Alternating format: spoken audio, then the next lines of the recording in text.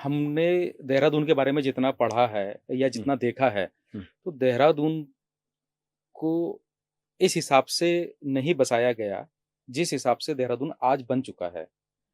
यहाँ की ट्रैफ़िक की समस्या, यहाँ जिस हिसाब से सड़कें हैं, उसके मतलब देहरादून बहुत अच्छा लगता था हमको जब हम पहले देहरादून में घूमते थे, जब नया-नया मैं देहरादून आया था। तो जहाँ जाओ उस तरफ सड़क के दोनों तरफ पेड़ लगे होते थे बड़े अच्छे। अगर अभी रिसेंटली अगर हम बात करें तो सहजदारा रोड ऐसा लगता था कि पूरे के पूरे हम किसी जो है एक टनल के अंदर से जा रहे हैं, वो दोनों तरफ से पेड़ ऐसे लगे रहते थे। आज वहाँ पे एक पेड़ नहीं है, सिर्फ़ सड़क को चौड़ी करने के लिए, ट्रैफ़िक को मेंटेन करने के लिए। तो क्या लगता है कि ये सब चीज़ें करने से यहाँ की जनता को फ़ायदा हो रहा है या नुकसान हो रहा है? देखिए, आप तो अपने ही पैर पर कुल्हाड़ी मार रहे हैं। तो जो आपने जैसे उदाहरण के तौर पर सहस्त्रधारा रोड का आपने उदाहरण दिया, तो भैया उसको उसको काट कर के देखिए क्या मिला। आज अगर उसकी भी एक बड़ी ईमानदारी के साथ में और बेबाकी के साथ में बात हो, ठीक है, आपकी सड़क चौड़ी हो गई, तो जो रियल एस्टेट का जिनका काम है, वो ज़्यादा बड़ी बिल्डिंग्स बना सकते हैं, हुँ, हुँ। क्योंकि जितनी सड़क चौड़ी होती है, तो आपको जिसे हम एफएआर कहते हैं, आपको वो सुविधा मिलती है। तो निश्चित तौर पर जो रियल एस्टेट की लॉबी है या बिल्डर लॉबी है या कोई और लॉबीज़ होंगी, उन्हें तो निसंदेह ये 2000 पेड़ काट करके एक आर्थिक लाभ है। लेकिन अगर हम एक आम देहरादून शहर के व्यक्ति की बात करें, तो उन्हें तो सिर्फ और सिर्फ नुकसान ही झेलना पड़ रहा है ना। ये आप इतना जो आपने अभी अगर हम पेड़ कटान की बात करें, तो पेड़ कटान पर भी हम आएंगे, लेकिन जो आपका एक बड़ा सवाल था कि देहरादून या जो मुझे समझा कि भाई देहरादून कहाँ गलत हो गया, कहाँ पर वो गलत रास्ते पर चल पड़ा। तो अब इसकी देखिए एक बड़ी लंबी लिस्ट हो सकती है। अभी पहली बात, अगर आपके मास्टर प्लान्स की बात करें, तो अब राजधानी बने हुए, और बल्कि राजधानी से मुझे याद आया, उत्तराखंड तो एक ऐसा राज्य है जिसकी राजधानी ही नहीं है, राजधानी फिक्स जिसकी नहीं है। राजधानी ही नहीं है।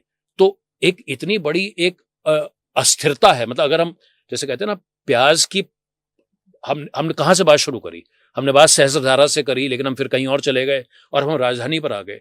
तो एक ऐसा दुर्भाग्यवश राज्य जो 25 साल में इस बात का निर्धारण नहीं कर पाया कि उसकी राजधानी कहाँ होगी। उसकी राजधानी देहरादून होगी। उसकी राजधानी आने वाले समय में क्या रायपुर बनेगी? क्या गैरसैंण?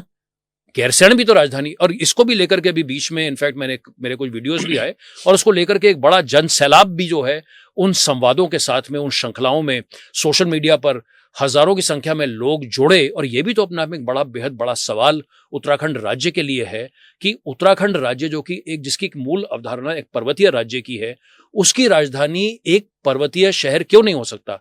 अब ऑफ कोर्स देखिए, हर चीज के पहलू काउंटर पहलू हैं।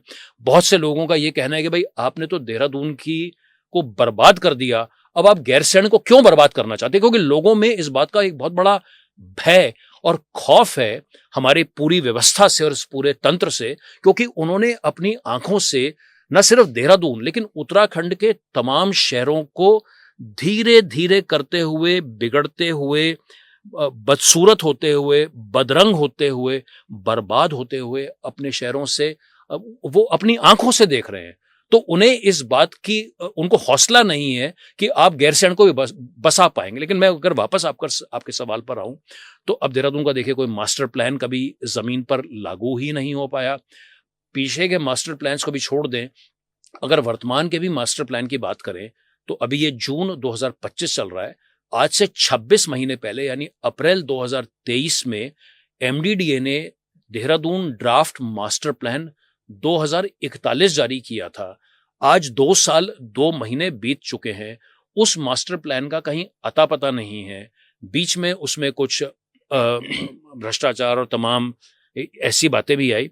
तो जो आपका एक बेस डॉक्यूमेंट होना चाहिए था, उसके आधार पर तो आपने अपने शहर की प्लानिंग ही नहीं करी। तो जब आपने आज शहर की प्लानिंग ही नहीं करी, तो कौन सा एरिया रेजिडेंशियल है, कौन सा एरिया कमर्शियल है, कौन सा एरिया इंडस्ट्रियल है, शहर की जोनिंग की क्या व्यवस्था है?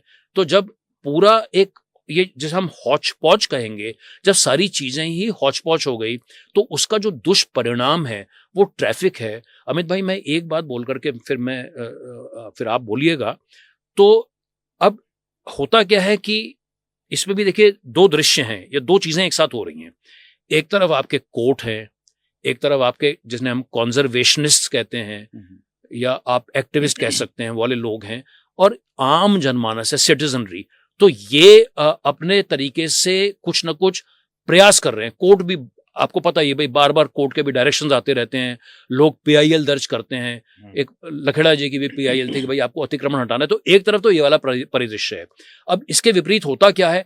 अब अगर आप इसके विपरीत देखें तो जो हमारा पूरे तंत्र की नीरसता बोल लीजिए, शिथिलता बोल लीजिए, अंग्रेजी का एक शब्द है एपैथी बोल लीजिए, उनको है ही नहीं है, इंटरेस्ट ही नहीं है, उन्हें काम करने की वो जज्बा ही नहीं है। तो एक तो ये वाली बात हो गई। दूसरा अतिक्रमण, और तीसरा अगर कभी कुछ करना भी है तो खाली वो दिखावे के लिए करना है। तो ये जो दो फोर्सेस हैं, एक तरफ तो ये सब हो रहा है और दूसरी तरफ ये सब हो रहा है। इसीलिए जो पूरा का पूरा अव्यवस्था का जो हम मंजर देख रहे हैं, और उस अव्यवस्था के कारण जो पहली मौत मसूरी यहां पर है, अगर हम हाथ से करें तो वो जो पहली मौत हुई है, और ये मेरी बहुत समय से इस बात को लेकर के चिंता थी, मैं कभी इसको लेकर के बोला नहीं, लेकिन मेरे दिल में एक ये बात थी कि एक ऐसा दिन भी आएगा उत्तराखंड राज्य में जब दुर्भाग्यवश ट्रैफिक में किसी की मौत होगी। और मुझे क्योंकि मैं इस बात को लेकर के बड़ा मेरे को बड़ा अफेक्ट हुआ है इस बात को लेकर के। मैं नेचुरली उस परिवार को नहीं जानता हूं, लेकिन एक 62 वर्ष के एक व्यक्ति की, एक टूरिस्ट की मौत हो जाती है, ये हम लोगों को, हमारे पूरे समाज को, और विशेष तौर पर हमारी सरकार को, हमारी व्यवस्था को इसे झकझोरना चाहिए। तो ऐसे करके तमाम पहलू हैं अमित जी, इस पूरे शहरीकरण के मॉडल के, न सिर्फ देहरादून के अपितु पूरे उत्तराखंड राज्य के।